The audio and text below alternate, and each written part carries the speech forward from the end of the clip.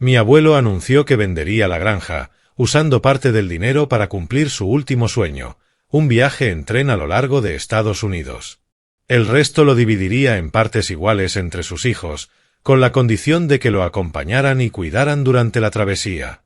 Pero el día de la partida, toda la familia lo abandonó en la estación, dejándolo perdido y solo con su vieja maleta.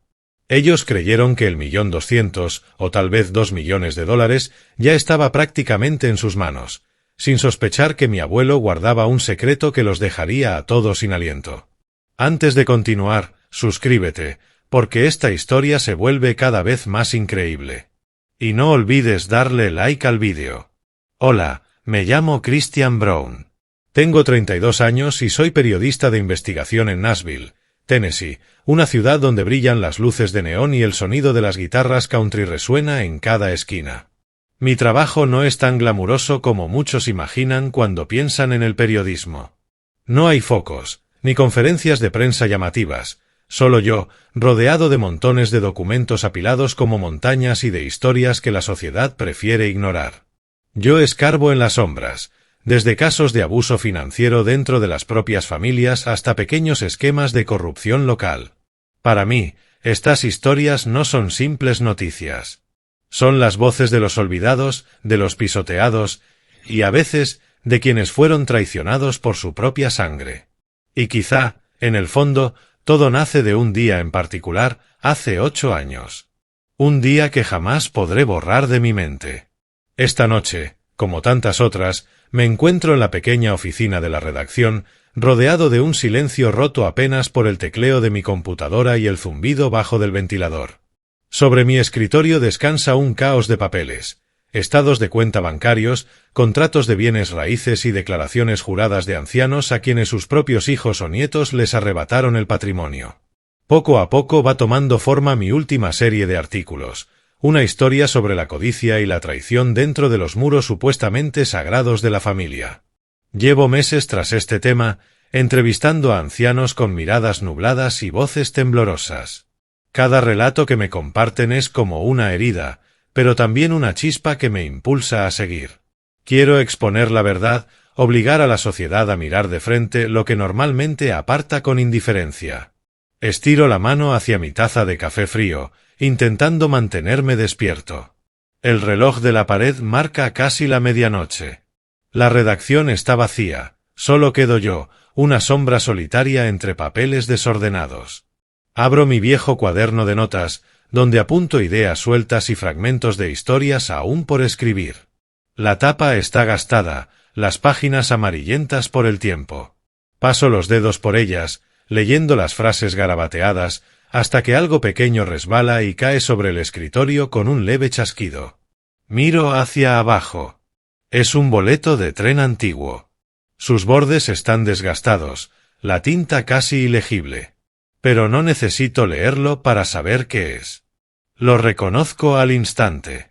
Ese boleto, aunque han pasado 8 años, todavía corta como una navaja, atravesando la coraza del tiempo y arrastrándome de vuelta a aquel día. La estación Unión de Atlanta. Una mañana ruidosa, llena de anuncios estridentes y el ir y venir de desconocidos. Mi abuelo, Henry Brown, estaba allí en medio de la multitud. Un anciano de cabello blanco, hombros frágiles, aferrado a su maleta desgastada como si fuera lo único que lo mantenía en pie. Sus ojos. Dios mío, sus ojos. Vacíos, perdidos, y aún así con un último destello de orgullo. Todavía recuerdo cómo la sangre me subía a la cabeza, cómo el pecho me ardía al darme cuenta de lo que pasaba. Mi familia, mi propia sangre, lo había abandonado allí mismo en la estación, como si no fuera más que un equipaje inútil. Recojo el boleto, mis dedos rozando su superficie áspera. No es solo un pedazo de papel. Es un recordatorio, una cicatriz que nunca cerró. Lo dejo de nuevo sobre el escritorio, pero los recuerdos no me sueltan con tanta facilidad. Cierro los ojos, intento apartar la imagen, pero se aferra a mí. Mi abuelo de pie, solo, entre un mar de extraños. Y yo, con apenas 24 años, paralizado, incapaz de moverme mientras lo dejaban atrás. Esa impotencia, 8 años después, Todavía me oprime el pecho como una losa. Abro los ojos y miro a mi alrededor. Las luces de neón parpadean, como recordándome que sigo aquí, en el presente, con mi trabajo.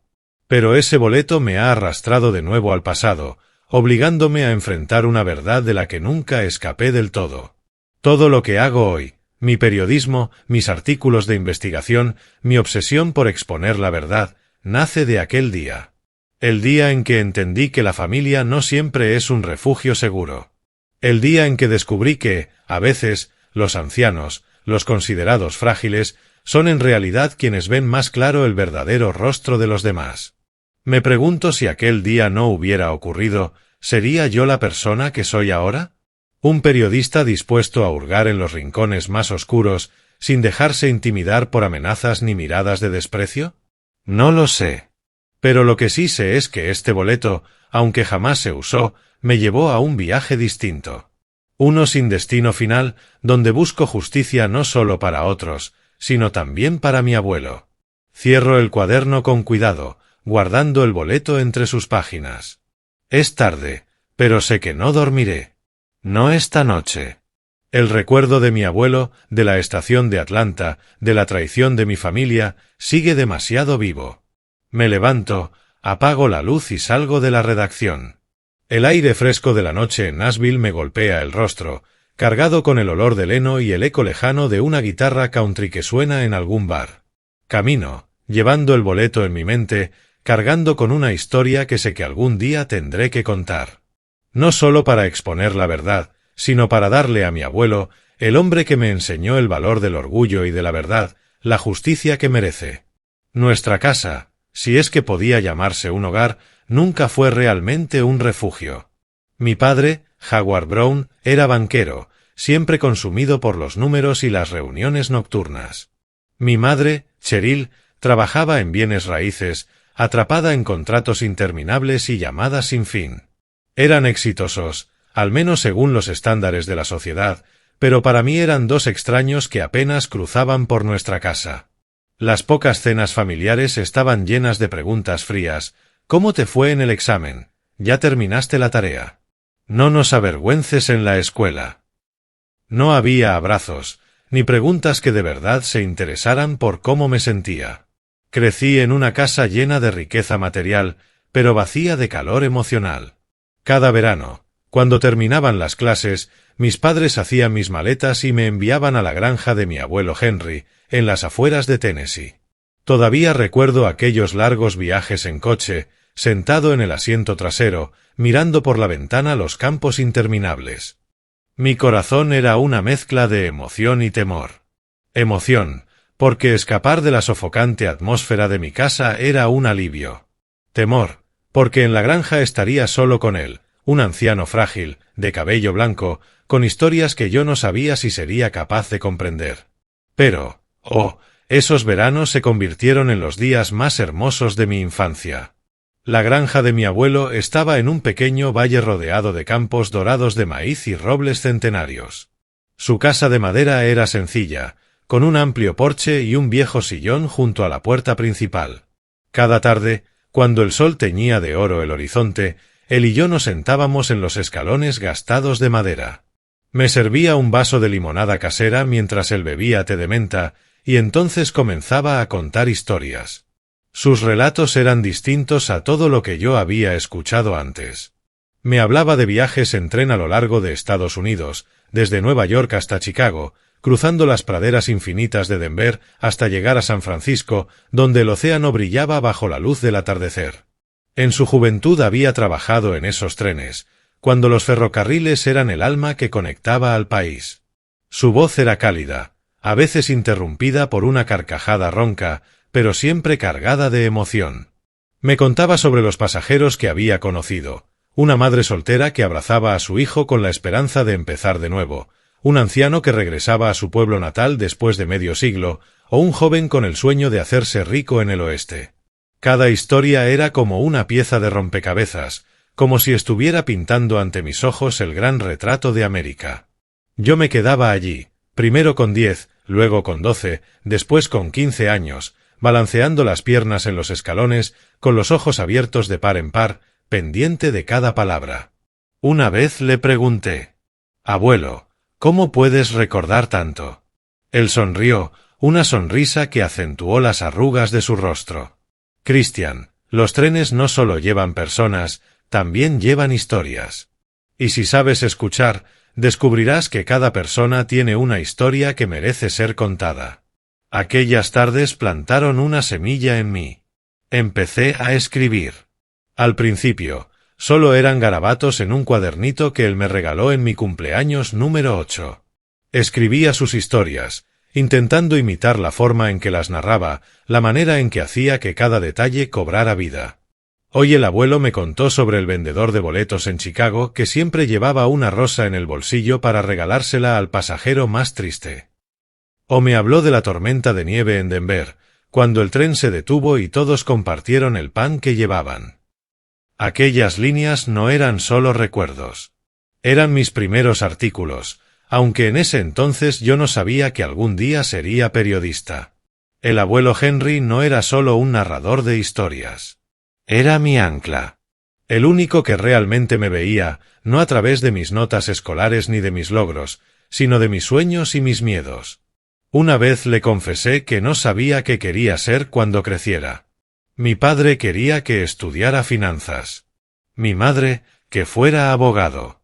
Pero él simplemente me puso una mano en el hombro y, con los ojos brillando, me dijo: «Christian, no tienes que hacer lo que los demás quieren.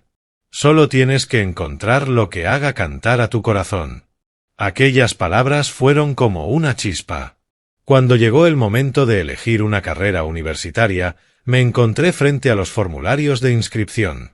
En mi mente se agolpaban las imágenes de aquellas tardes en el porche, su voz y sus relatos de trenes. No elegí finanzas ni derecho. Elegí periodismo. Quería contar historias sobre personas, sobre justicia, sobre verdades enterradas bajo la indiferencia. Quería ser periodista, no solo para escribir, sino para desenmascarar lo que la sociedad suele ignorar y proteger a personas como él. Personas que envejecen, sí, pero cuyas almas siguen brillando con fuerza. Aquellos veranos en la granja me formaron. Me enseñaron a escuchar, a mirar dentro del corazón de los demás y a no rendirme nunca en la búsqueda de la verdad. Pero, sobre todo, me enseñaron quién era realmente mi abuelo, un hombre que vivió siempre con autenticidad, que amó profundamente y que creyó que toda historia merecía ser contada. Esos recuerdos siempre me devuelven a aquellos días cálidos, pero también me recuerdan que no todas las historias tienen un final feliz.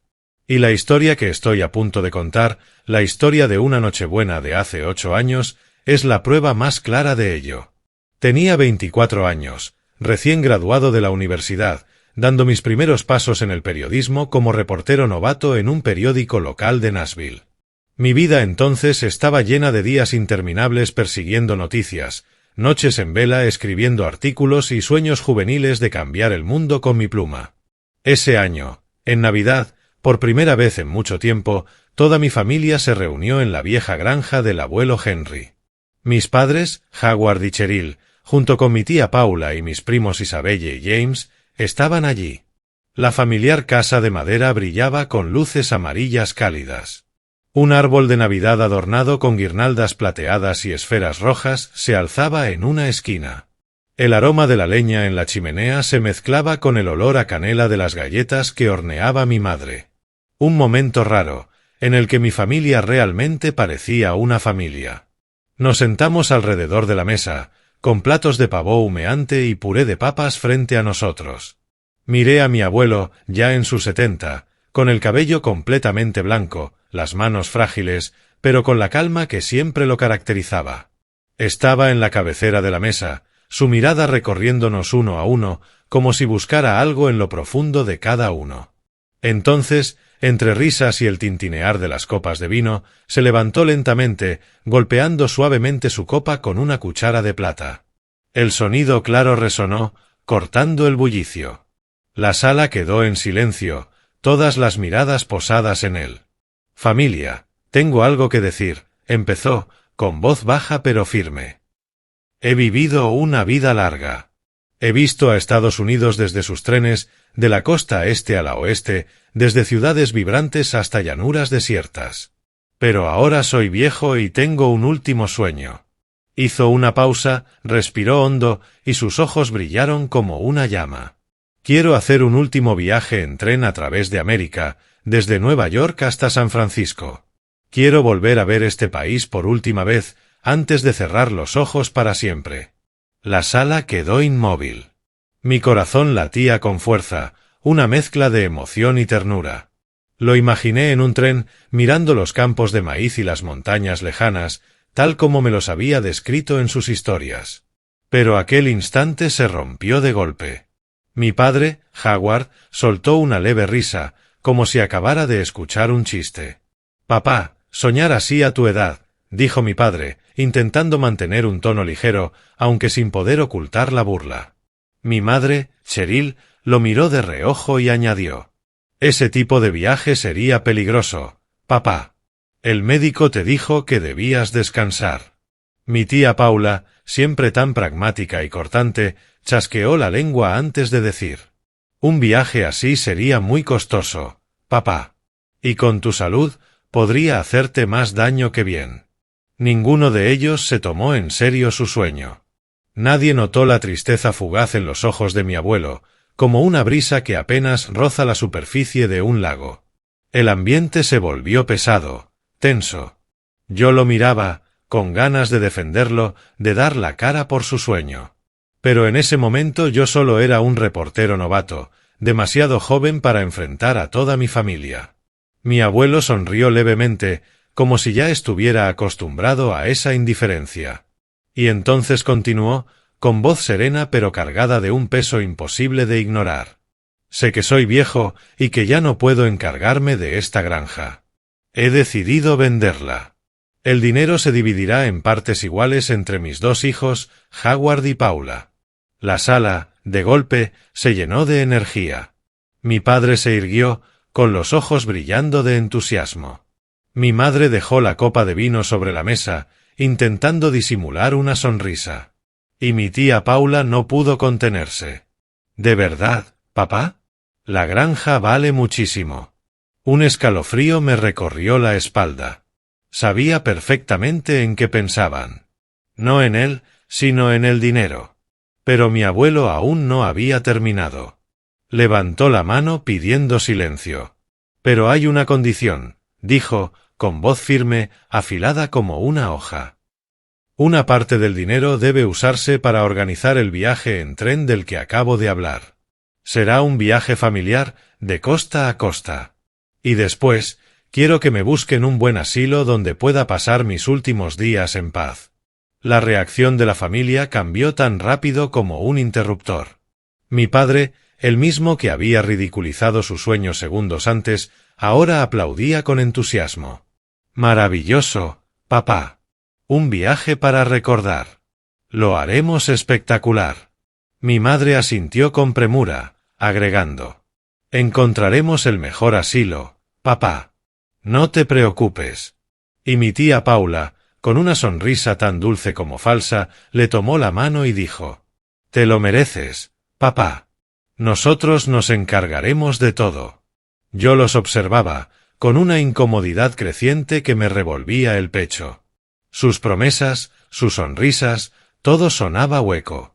Sabía que no les importaba su sueño, solo veían el dinero de la granja y lo que podían ganar de ello. Aún así, en ese instante, sentí una chispa de esperanza. Me imaginé a toda la familia en un tren, acompañando a mi abuelo. Pensé en los artículos que podría escribir sobre ese viaje, una crónica sobre la familia, los recuerdos y los trenes.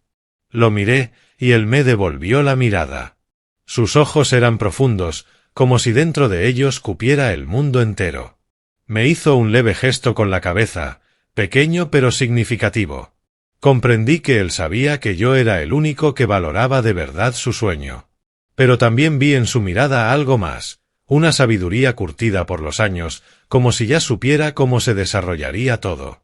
Lo que yo no sabía en aquel momento era que mi abuelo estaba poniendo a prueba a toda la familia. Conocía bien la codicia en el corazón de sus hijos, pero aún así quería darles una última oportunidad. Una chance para demostrar que les quedaba aunque fuera un atisbo de humanidad antes de que fuera demasiado tarde. En los días que siguieron a aquella Nochebuena, el ambiente en la familia cambió de forma extraña. Era como una obra de teatro montada con demasiada prisa, demasiado evidente. Mis padres y mi tía Paula, personas que rara vez se reunían fuera de las festividades, de pronto comenzaron a mostrarse atentos, en exceso, hasta un punto inquietante. Visitaban al abuelo con frecuencia, llevándole cajas de galletas, botellas baratas de vino y sonrisas que yo sabía que eran falsas. ¿Cómo está tu salud, papá? ¿Estás comiendo bien? Avísanos si necesitas cualquier cosa. Las preguntas salían de sus bocas dulces como la miel, pero a mí me helaban la sangre. Yo no era ingenuo. Sabía que no les importaba en realidad. Aquellas visitas, esos pequeños obsequios, esas preguntas, todo era un pretexto.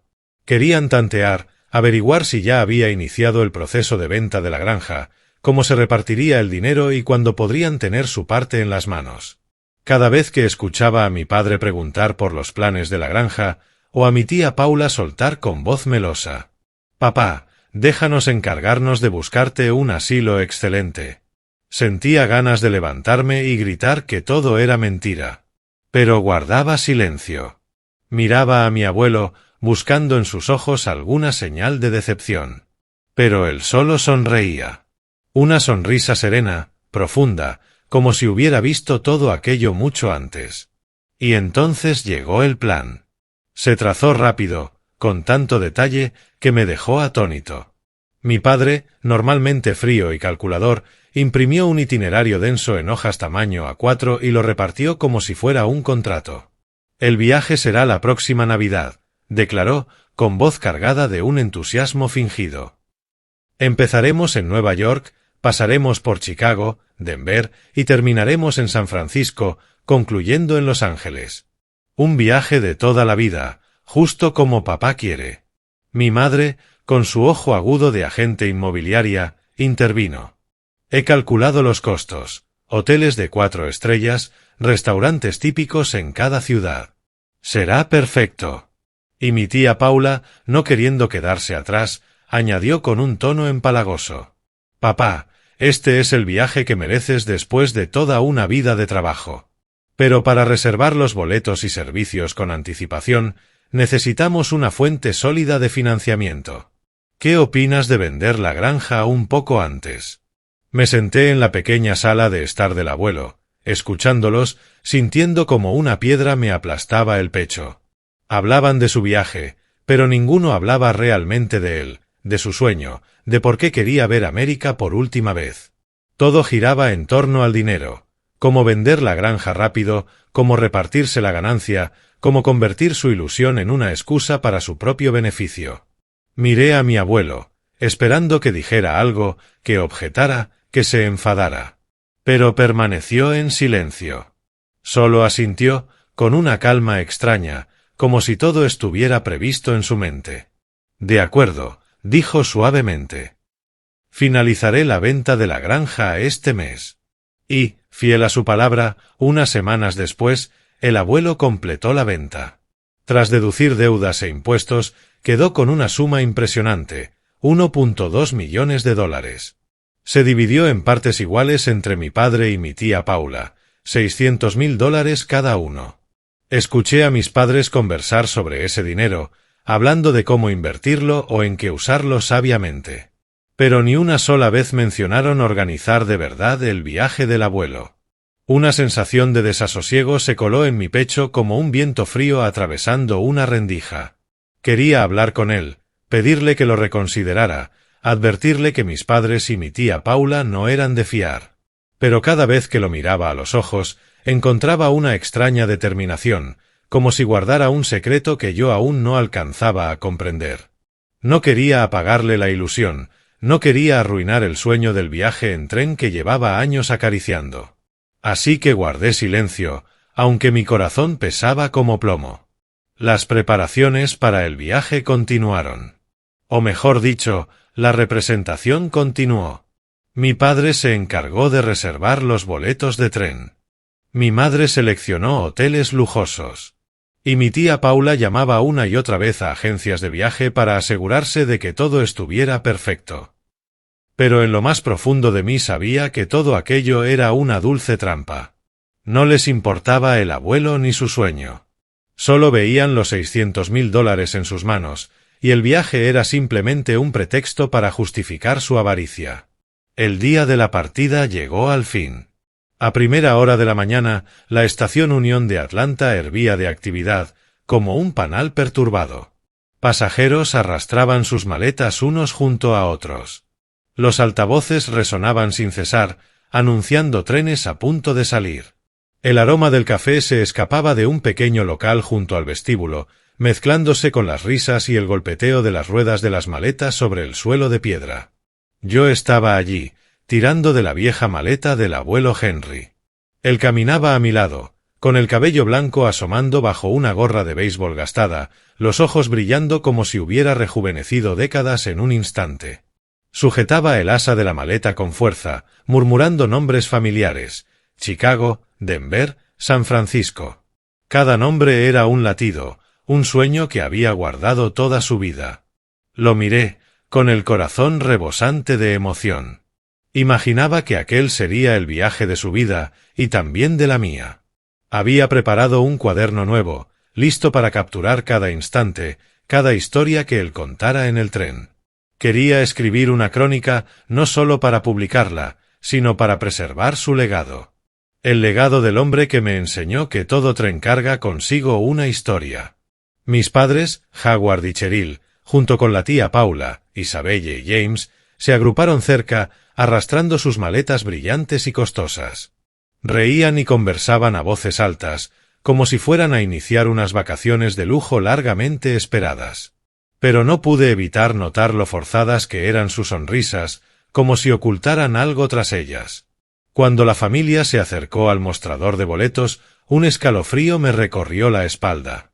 Mi padre y la tía Paula avanzaron al frente, evitando mi mirada, susurrando algo entre ellos y a la empleada de ventanilla. Traté de no pensar demasiado, pero una mala corazonada se aferraba a mí. El abuelo estaba a mi lado, todavía aferrado a su maleta, repitiendo nombres: Chicago, los campos de maíz que recordaba, el océano resplandeciente de San Francisco. Puse una mano en su hombro y le dediqué una pequeña sonrisa.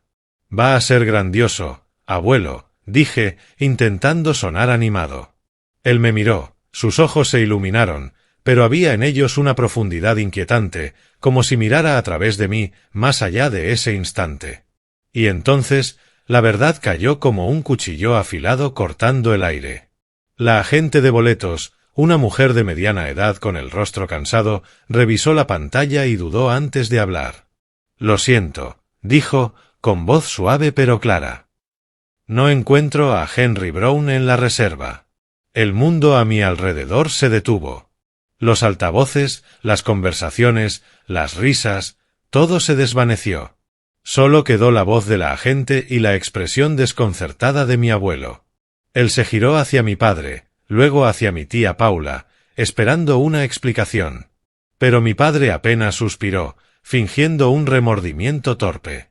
«Papá, tu salud es frágil. Un viaje tan largo es demasiado peligroso. El médico dijo que no debías viajar lejos. Déjanos ir esta vez, y la próxima planearemos un viaje más corto para ti». «¿De acuerdo?» Yo estaba allí, sintiendo como la sangre me hervía. Las palabras de mi padre, disfrazadas de preocupación, no podían ocultar su engaño. Miré a mi madre, con la esperanza de que dijera algo, que corrigiera la situación. Pero ella solo bajó la cabeza, fingiendo acomodar su bufanda. La tía Paula apretó los labios, apartando la mirada de mi abuelo como si él fuera un estorbo. El abuelo permaneció inmóvil. Sus hombros frágiles temblaban levemente, no de ira, sino de una decepción profunda y dolorosa. Era como si hubiese sabido que esto pasaría, pero aún guardara la esperanza de estar equivocado. En medio del bullicio de la estación, la imagen de él de pie, aferrado a su maleta, con la mirada vacía, me atravesó el corazón como una daga. Mis padres y mi tía Paula comenzaron a alejarse, ajustando sus maletas lujosas y dirigiéndose al andén. No miraron atrás. Ni una sola vez. Yo me quedé clavado en el suelo, sintiendo que el mundo se derrumbaba bajo mis pies. Esa escena ya la había visto antes, en pesadillas, en mis peores miedos. Pero ahora era real. Lo estaban abandonando allí, en medio de un mar de desconocidos. Mi padre se giró, con los ojos fríos y afilados. «Christian, no seas tonto», espetó. «Sube al tren. Deja que tu abuelo vuelva en autobús». La rabia me recorrió como un torrente. Miré a mi padre, a mi madre, a mi tía Paula, y sentí una furia tan poderosa que apenas podía contenerla. «No voy a dejarlo aquí, solo y perdido», respondí, con la voz temblando de ira. Mi padre me fulminó con la mirada, llamándome niño necio. La tía Paula dejó escapar una risita condescendiente, sus ojos destilando desprecio, como si acabara de desperdiciar una oportunidad de oro. Pero no me importaba. Me giré hacia el abuelo, pasé mi brazo alrededor de él y sentí su mano temblorosa apretarse en la mía. «Vámonos, abuelo», dije, con voz suave pero firme. «Te llevaré a casa». Lo que más me sorprendió fue su reacción. No se enojó, no levantó la voz, no reprochó nada. Al contrario, esbozó una leve sonrisa, levantó la mano hacia mis padres y mi tía Paula y, con una calma desconcertante, dijo: «Que tengan un buen viaje». Me quedé atónito. ¿Cómo podía estar tan tranquilo? ¿Cómo podía sonreír después de que sus propios hijos lo traicionaran? Pero cuando miré a sus ojos, entendí, allí había comprensión, como si hubiese anticipado ese momento y se hubiera preparado desde hacía tiempo. En medio de la multitud apresurada de la estación de Atlanta, los dos nos alejamos en silencio. Su mano callosa sujetaba la mía con fuerza, cálida, como un signo de que el vínculo entre nosotros seguía intacto. Pero con los demás, con mis padres, con mi tía Paula, ese lazo se había roto. Desde ese instante ya no eran familia. Se habían convertido en extraños. Solo quedábamos él y yo, caminando juntos fuera del vestíbulo de la estación, cargando la vieja maleta y una herida silenciosa. El viento frío de Atlanta nos envolvía, trayendo consigo el aroma del café que escapaba del vestíbulo de la estación y el peso insoportable que sentía en mi pecho. Tiraba de la maleta gastada del abuelo, caminando despacio a su lado, ajustando mis pasos a su ritmo pausado. Pero en mi mente todo daba vueltas sin control. La imagen de mi padre, con esa voz helada ordenándole que tomara un autobús, la mirada desdeñosa de la tía Paula, el silencio cómplice de mi madre, cada recuerdo era como una cuchillada directa al corazón.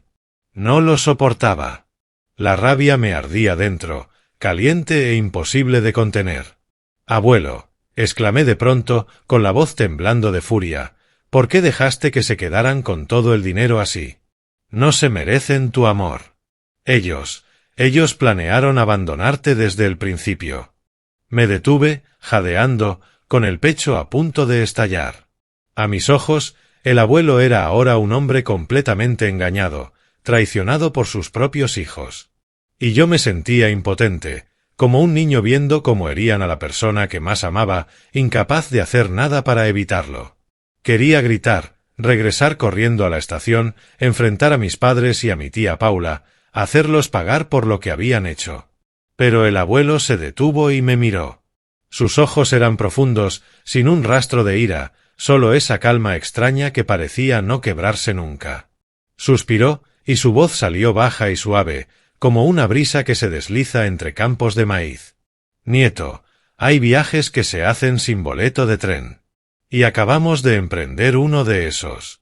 Sus palabras me dejaron atónito. Eran vagas, como un enigma sin respuesta, que me confundía aún más. «¿Qué viaje, abuelo?», pregunté casi desesperado. Pero no respondió de inmediato. Simplemente siguió caminando, apretando mi mano, guiándome como si estuviera conduciéndome en un viaje que yo todavía no podía comprender. Salimos del área de la estación y nos internamos en las calles bulliciosas de Atlanta. Yo le propuse que viniera conmigo a mi pequeño apartamento en Nashville, donde vivía solo desde que había comenzado a trabajar como reportero. «Quédate unos días conmigo, abuelo», le dije, intentando mantener la voz firme. Yo cuidaré de ti. Él asintió, regalándome una leve sonrisa. Pero esa sonrisa me inquietó, porque parecía esconder algo que no lograba descifrar. Durante el trayecto de regreso en mi viejo coche destartalado, el silencio se adueñó del espacio. El murmullo del motor se mezclaba con el silbido del viento entrando por la ventana entreabierta. Yo lo miraba de reojo, sentado allí, con la mirada fija en la carretera interminable, como si estuviera repasando toda su vida. De pronto, habló, con voz baja y pausada. Christian, el dinero puede comprar un boleto, pero no puede comprar el corazón de una persona. Lo que se pierde hoy no siempre está perdido para siempre. A veces hay que dejar que la gente se muestre por completo, para ver quién permanece y quién está verdaderamente perdido. Apreté el volante con fuerza, intentando entender sus palabras. ¿De qué hablas, abuelo? No lo entiendo, insistí, con la voz cargada de confusión. Ellos se quedaron con tu dinero. Te abandonaron. ¿Cómo puedes estar tan tranquilo? Él me miró, y en sus ojos profundos brilló una chispa, como si pudiera ver a través de mí y de todo lo que acababa de ocurrir. Posó su mano callosa sobre mi hombro, con firmeza pero con ternura. Hiciste lo correcto, dijo. No te desesperes tan rápido. Ya entenderás por qué me mantuve en silencio. Sus palabras fueron como un viento helado recorriéndome la espalda. Quise preguntarle más, obligarlo a explicarse, pero sabía que no diría nada más. El abuelo siempre había sido así, nunca revelaba todo lo que pensaba, como un hombre que carga una linterna y solo alumbra lo suficiente para evitar que te pierdas en la oscuridad. En mi interior, la rabia seguía ardiendo, mezclada ahora con una chispa de duda. ¿Había visto todo desde el principio? ¿Era posible que aquella dulce trampa que yo creía montada por mis padres y mi tía Paula en realidad hubiera sido parte de un plan que él ya había anticipado? Cuando llegamos a mi apartamento ya había caído la noche. Lo ayudé a llevar la maleta adentro y la dejé en un rincón de la pequeña sala.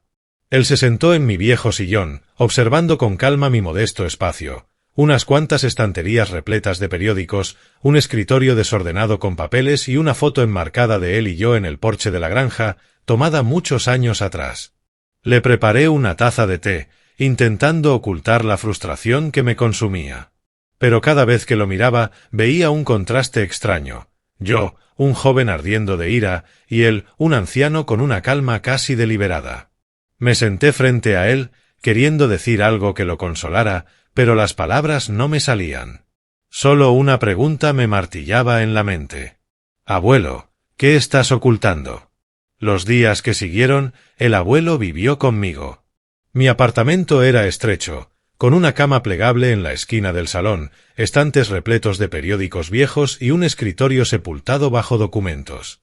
Durante el día yo iba a la redacción, investigando casos para mi serie sobre abusos financieros contra ancianos. Por las noches regresaba con comidas sencillas, un guiso, puré de papas, o a veces, solo pan con sopa enlatada. El abuelo se sentaba frente a la ventana, bajo la luz de las farolas que proyectaban sombra sobre su rostro, marcando las arrugas como pequeños caminos que parecían llevar al pasado. Hablábamos de cosas simples, el clima de Nashville, un caso en el que estaba trabajando, algún artículo que había leído. Pero entre palabra y palabra, yo sentía un vacío en su mirada. A veces permanecía horas en silencio, con las manos frágiles apoyadas sobre las rodillas, mirando fijamente la vieja maleta en el rincón de la sala. Esa maleta, con su cuero gastado y el cierre de bronce opaco, parecía contener no solo una vida entera, sino secretos a los que aún no podía acceder. Yo intentaba animarlo. Le hablaba de mi trabajo, de los ancianos que entrevistaba, de las historias de codicia y traición que intentaba sacar a la luz. Pero cada vez que mencionaba a nuestra familia, a mis padres, a la tía Paula, la rabia volvía a arder en mi interior. Quería pedirle que gritara, que exigiera porque lo trataron así, que no se había defendido. Pero no me atrevía. Tenía miedo de herirlo más, de romper esa calma que parecía sostenerlo. Así que me limité a observarlo en silencio, esperando el día en que dijera algo, lo que fuera, que desvelara el enigma que había dejado en la estación de Atlanta. Una noche, ya tarde, mientras revisaba un borrador bajo la luz de la lámpara de escritorio, mi teléfono vibró. Una notificación de redes sociales apareció en la pantalla. Era Isabelle, mi prima, la hija de la tía Paula. Había publicado una serie de fotos del viaje que supuestamente debía ser del abuelo. Deslicé el dedo sobre las imágenes y con cada una sentí como si alguien me estuviera apretando el corazón. En las fotos se los veía en la cubierta del tren, sonriendo bajo el sol, con campos interminables extendiéndose detrás de ellos. Presumían lujosas comidas en restaurantes, maletas repletas de recuerdos y posaban frente a lugares emblemáticos. Chicago, Denver, San Francisco. Allí estaban, mi padre, mi madre, la tía Paula, Isabelle y James, todos juntos como una familia feliz, como si no hubieran abandonado al abuelo en la estación de Atlanta. Apreté el teléfono con fuerza, sintiendo la rabia subir como un fuego descontrolado. No se lo merecen, murmuré, con la voz temblando. Estaban viviendo la vida que le habían robado a él, riendo y disfrutando del dinero que debía haber financiado su sueño. Llevé el teléfono al abuelo, que estaba sentado junto a la ventana con una taza de té ya fría. «Abuelo, mira esto», le dije, mostrándole la pantalla. «Presumen del viaje como si no hubieran hecho nada malo, como si tú no existieras». Esperé una reacción, un gesto de disgusto, un suspiro, incluso una lágrima. Pero él solo observó la pantalla. Sus ojos ancianos brillaron con una pizca de tristeza, pero sin sorpresa. Asintió levemente y dijo, con voz baja y firme: «Christian, cuando regresen de su viaje, llámalos aquí. Yo les dejé tomar su tren. Ahora es momento de mostrarles el verdadero tren que yo preparé». Me quedé paralizado. ¿Llamarlos?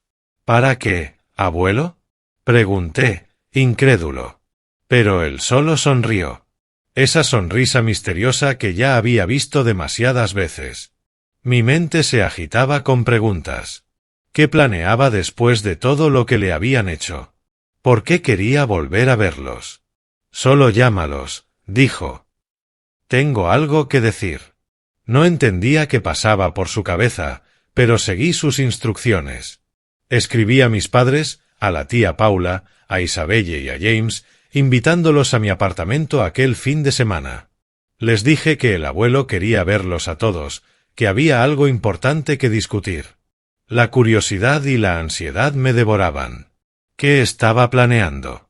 ¿Por qué seguía tan sereno, como si tuviera todo bajo control? Ese fin de semana, mi pequeño apartamento estaba abarrotado.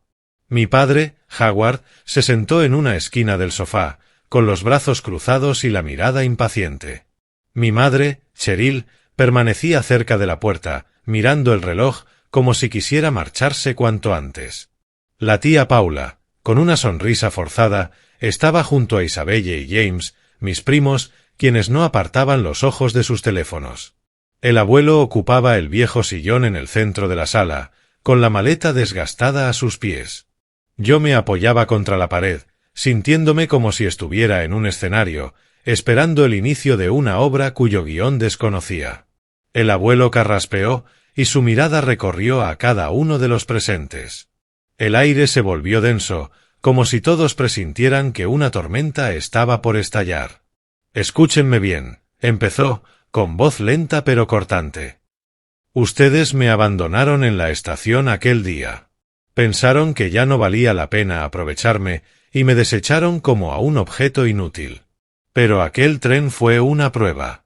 Quería ver qué pensaban realmente de mí, de mi sueño. Y fallaron. Solo Christian se quedó conmigo». La sala quedó en silencio absoluto, como si el aire hubiera sido aspirado de golpe. Un escalofrío me recorrió la espalda y sentí el corazón desbocado. Mi padre frunció el ceño, sus ojos fríos, intentando contener su ira. «Papá, ¿qué quieres decir?», dijo, esforzándose por sonar sincero. «Solo nos preocupaba tu salud». Pero cada palabra rezumaba falsedad. Mi madre bajó la cabeza, apretando su bufanda como si quisiera desaparecer de la habitación. La tía Paula soltó una risa aguda y nerviosa. Papá, ¿de qué hablas? Hicimos todo por ti. Pero el abuelo no les permitió seguir. Se levantó lentamente, caminó hacia la maleta y la abrió con un chasquido seco. Su voz resonó entonces como la de un juez dictando sentencia. $1.200.000 de la granja era solo la superficie. Durante mis años trabajando en los ferrocarriles hice inversiones discretas. Hoy valen más de $15 millones. Y no se los daré a quienes ven a su padre como una carga. Toda esa fortuna será para Christian. El tiempo pareció detenerse. Sentí como la sangre se me helaba en las venas y el aire me faltaba en los pulmones. ¿$15 millones? Era imposible. ¿Cómo podía tener tanto dinero sin que nadie en la familia lo supiera? La mandíbula de mi padre cayó, sus ojos oscilaban entre el asombro y la furia. Papá, ¿estás bromeando? ¿15 millones? ¿De dónde salió eso? Gritó, con la voz temblorosa. La tía Paula soltó una carcajada estridente, pero era una risa nerviosa, incrédula. Papá, basta, no es posible, dijo. Pero en sus ojos empezaba a asomar el pánico. Mi madre, por primera vez, levantó la vista hacia el abuelo, con una expresión de traición pintada en el rostro. Isabelle y James dejaron los teléfonos, sus caras vacías, incapaces de comprender lo que ocurría. El abuelo no respondió. Sacó lentamente un fajo de documentos de la maleta, escrituras de tierras, estados de cuenta bancarios, bonos de ahorro, certificados de acciones. Los fue colocando sobre la mesa uno a uno, como un jugador que revela ases en una partida definitiva. Aquí está la prueba, dijo, con voz calmada pero filosa como una navaja. ¿Quieren pruebas? Aquí las tienen. Miré los papeles, los números, las firmas. Mi mente daba vueltas. No era una broma. Era real. El abuelo, aquel hombre que siempre había creído sencillo, que había vivido con la granja y sus historias, había guardado un secreto inmenso. Mi padre se puso de pie de golpe, casi gritando. «No puedes hacer esto. Ese dinero es de la familia». La tía Paula intervino enseguida, con la voz chillona. «¿Christian? ¿Ese muchacho? ¿Qué ha hecho él para merecerlo?» Isabelle y James murmuraban, con los ojos llenos de celos y rabia. Mi madre permaneció callada, pero vi sus manos temblar, como si contuviera una tormenta de emociones. Yo estaba paralizado. No por alegría, sino por el peso abrumador de la responsabilidad que de pronto recaía sobre mis hombros. No quería el dinero. No quería ser el centro de aquella disputa. Pero al mirar a los ojos del abuelo, tan profundos, llenos de confianza, entendí que no podía rechazarlo. No era por el dinero. Era por él. El abuelo levantó la mano, pidiendo silencio. Mi decisión es final, dijo con voz firme, inquebrantable. Ahora váyanse. Nadie puede cambiar esto. El aire en la sala se volvió sólido, espeso. Mi padre, mi madre, la tía Paula, Isabelle y James se levantaron con el rostro desencajado entre la rabia y la frustración. Se marcharon sin despedirse, dejando tras de sí miradas amargas y pasos pesados. Cuando la puerta se cerró, quedamos solo el abuelo y yo, en medio de la quietud de mi apartamento. Lo miré, queriendo decir algo, pero la garganta se me cerró. Él puso una mano sobre mi hombro y me regaló una leve sonrisa. «Tú elegiste estar a mi lado», dijo. «Y yo te elijo a ti». Me senté, aún con la mente dando vueltas.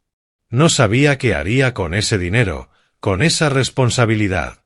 Pero había una certeza grabada en mi interior: nunca defraudaría al abuelo. Jamás. Después de que anunciara que su fortuna secreta, $15 millones, pasaría a mí, mi apartamento se convirtió en el epicentro de una tormenta. Mis padres, Howard y Cheryl, junto con la tía Paula, no me dejaban en paz. Mi teléfono no paraba de sonar con llamadas y mensajes, alternando tonos melosos con amenazas veladas. En apenas unos días, mi padre llamó una mañana temprano, tratando de sonar sereno, pero su voz traicionaba la tensión. Christian, no puedes quedarte con todo ese dinero. Es la fortuna de la familia. Tienes que pensar en tus padres. Lo escuché con un nudo en la garganta, amargo. ¿Familia? ¿Desde cuándo habían tratado al abuelo como familia? La tía Paula me enviaba largos mensajes acusatorios. ¿Quién te crees que eres para quedarte con mi parte? Manipulaste al abuelo, ¿verdad? ¿Qué hiciste para que te diera todo a ti? Cada palabra era como un cuchillo, no porque me doliera, sino porque demostraba lo poco que habían entendido al abuelo. Mi madre, Cheryl, fue más silenciosa, pero su silencio resultaba más aterrador que cualquier amenaza. Un día apareció en la puerta de mi apartamento, con el cuerpo encorvado y los ojos enrojecidos como si hubiera llorado. Christian, me dijo, con la voz temblorosa, ¿sabes cuánto trabajé para criarte? No puedes hacernos esto, a mí, a la familia. La miré, queriendo creer que era remordimiento, pero en sus ojos vi ese destello calculador, como si intentara arrancar compasión de mí. Isabelle y James, mis primos, se limitaron a enviarme mensajes breves pero llenos de veneno. Eres un egoísta, Christian. Nos robaste todo. Leí esos mensajes, escuché esas llamadas y sentí una mezcla de furia y desconcierto. Nunca imaginé que me convertiría en el centro de una disputa familiar donde las personas que más había amado se transformarían en enemigos. Pero en medio de esa tormenta comprendí algo, no podía permitir que siguieran hiriendo al abuelo. No solo en lo legal, sino en lo más importante, su honor. El honor de un hombre que había vivido siempre con verdad y orgullo. Yo era periodista, y si algo había aprendido en aquellos veranos en el porche de la granja, escuchando sus historias sobre trenes, era el poder de la verdad.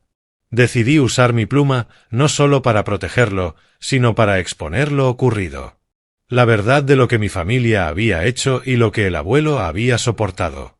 Empecé como lo haría con cualquier investigación. Reuní pruebas. Revisé viejos mensajes y llamadas de mis padres y de la tía Paula en los meses previos al supuesto viaje. Documenté con detalle sus promesas empalagosas, sus falsas seguridades de un gran recorrido para el abuelo. Escuché grabaciones que había guardado casi por costumbre profesional, no porque sospechara, sino porque como periodista siempre conservaba todo. En esas grabaciones, la voz de mi padre era fría y calculadora. Cuando venda la granja, será fácil. La risa burlona de la tía Paula lo acompañaba. Es viejo, no necesita viajar tan lejos. Métanlo en un asilo. Cada palabra era una puñalada, pero también una pieza más de la historia que estaba armando. Profundicé, cruzando registros financieros y documentos de la venta de la granja. Descubrí que el $1.200.000 había sido transferido de inmediato a las cuentas personales de mi padre y de mi tía Paula. Ni un centavo se había usado para organizar el viaje prometido. Cada prueba era un ladrillo más en el muro de verdad que levantaría contra ellos. Con ese material, me senté a escribir.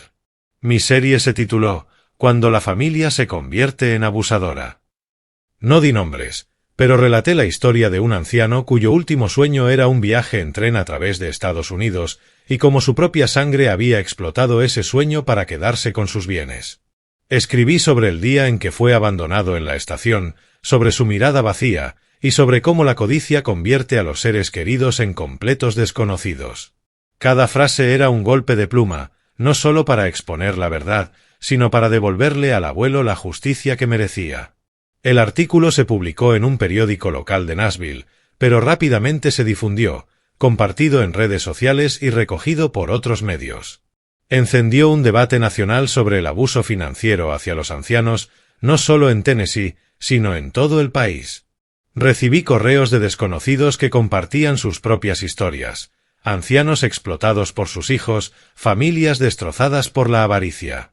Leía esas cartas sintiendo orgullo y dolor al mismo tiempo. Orgullo, porque había hecho lo que el abuelo siempre me enseñó, contar las historias que importan. Dolor, porque esa historia era la de mi propia familia. La reacción de ellos fue otra tormenta. Mi padre me llamó en cuanto salió publicado el artículo. Su voz era casi un grito. Christian, fuiste demasiado lejos. Te atreves a manchar a toda la familia. ¿Quién te crees que eres, maldito? Lo escuché, con el corazón helándose. Ese era el hombre que alguna vez me enseñó a andar en bicicleta, que me llevó a pescar, pero ahora no era más que un hombre cegado por la avaricia. No respondí. Solo colgué. La tía Paula fue más agresiva. Irrumpió en la redacción, se plantó frente a mi escritorio, señalándome con el dedo y gritando. «Vas a pagar por esto, Christian. ¿Crees que puedes arruinar mi reputación con unos artículos baratos? Te demandaré». Su rostro estaba rojo, sus ojos brillaban de ira y miedo. La miré directo a los ojos, con voz calmada pero firme. «¿Quieres demandar? Adelante. Tengo pruebas. Todo». Ella retrocedió, con la mirada vacilante, y se marchó. Pero yo sabía que no se atrevería. No podían, porque la verdad estaba de mi lado. Mi madre reaccionó de otro modo. No gritó ni amenazó. Me envió una carta escrita a mano, algo raro en estos tiempos. En ella decía: «Christian, nunca pensé que harías esto a la familia. Sacrifiqué mi vida entera por ti, y aún así me das la espalda. Yo solo quería lo mejor para tu abuelo». La leí, y por primera vez sentí un pinchazo de tristeza. Pero enseguida recordé sus ojos en la estación de Atlanta, su silencio cómplice cuando mi padre le dijo al abuelo que tomara un autobús. Esa carta no era arrepentimiento. Era un último intento de manipulación. La doblé, la guardé en un cajón y me prometí no dejarme arrastrar por sus engaños. Isabelle y James, mis primos, se volcaron a atacarme en redes sociales. Isabelle publicó un largo mensaje, llamándome traidor y ladrón codicioso que se había robado la fortuna del abuelo. James compartió mi artículo con un comentario: «No le crean a este tipo. Solo busca fama». Sus palabras me punzaron como agujas, pero no respondí. Sabía que si dejaba que mis emociones tomaran el control, me perdería a mí mismo. En lugar de eso, seguí trabajando, seguí contando la historia del abuelo. El clímax llegó en una reunión comunitaria organizada por las autoridades locales para discutir políticas de protección a los ancianos. Me invitaron como el periodista que había escrito sobre el tema. De pie frente a la multitud, vecinos de Nashville, funcionarios y ancianos con los ojos cargados de esperanza, entendí que esa era mi oportunidad de decir la verdad. No solo por el abuelo, sino por todos como él. Respiré hondo y relaté toda la historia. Hablé del día en la estación de Atlanta, de cómo lo abandonaron, de cómo su sueño fue retorcido en un instrumento de codicia. Conté su prueba, la fortuna secreta que había guardado, y cómo me eligió a mí no porque lo mereciera, sino porque fui el único que permaneció a su lado. Mi voz temblaba, pero no me detuve. Mi abuelo no era pobre ni ingenuo, dije, mirando a la gente directamente. Solo quería ver quién conservaba aún algo de humanidad. Y la verdad es una sola: su propia familia lo abandonó en esa estación. La sala quedó en silencio, y luego estalló en aplausos. Extraños me estrechaban la mano, agradeciéndome por darles voz. Ancianos me abrazaban, con lágrimas en los ojos, como si hubiera contado sus propias historias. La comunidad se puso de nuestro lado, del mío y del abuelo. Mis padres, la tía Paula, Isabelle y James quedaron sin margen de justificación. Habían perdido toda credibilidad y se convirtieron en objeto de desprecio ante los demás. Y yo, de ser un periodista de investigación, pasé a ser un defensor de justicia para mi propio abuelo. Mi dolor personal se había transformado en una voz colectiva, no solo para él, sino para incontables ancianos abandonados por quienes más amaban. Regresé a mi apartamento, donde el abuelo estaba sentado junto a la ventana mirando hacia Nashville. Le conté lo ocurrido en la reunión, como la comunidad nos había respaldado. Él solo sonrió, con los ojos brillando igual que en el porche de la granja años atrás. «Lo hiciste bien, Christian», me dijo.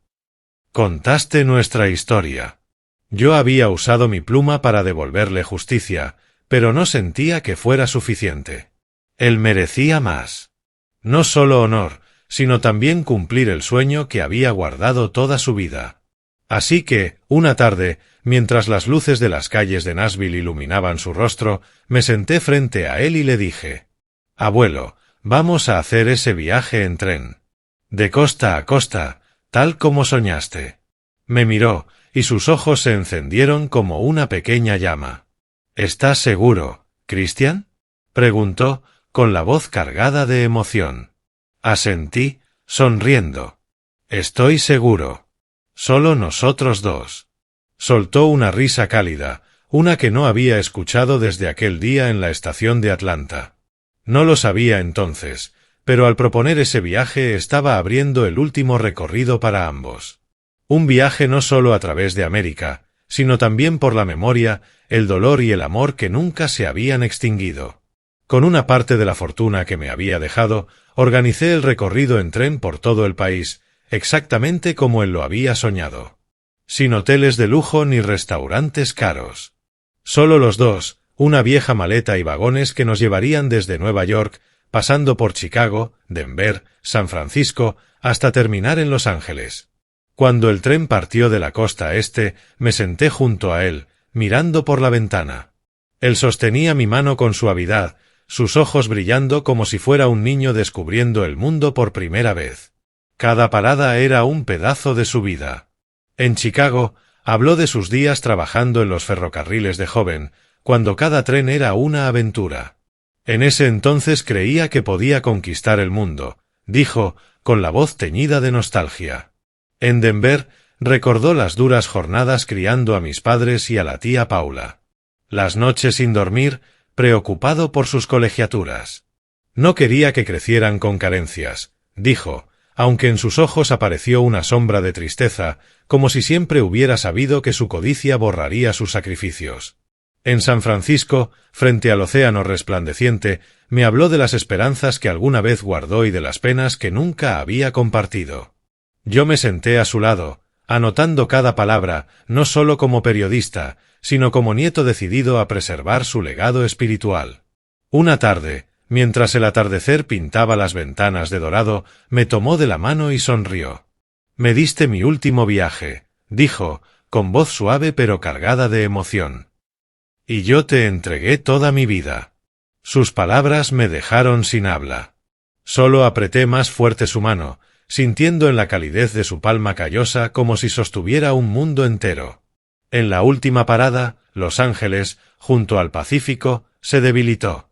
Seguía sonriendo, sus ojos aún brillaban, pero podía verlo apagándose poco a poco, como un tren que se acerca a su estación final. Una noche, en un pequeño hotel cerca de la estación, me tomó la mano y susurró: «Ahora puedo cerrar los ojos en paz. Vive como este tren, Christian.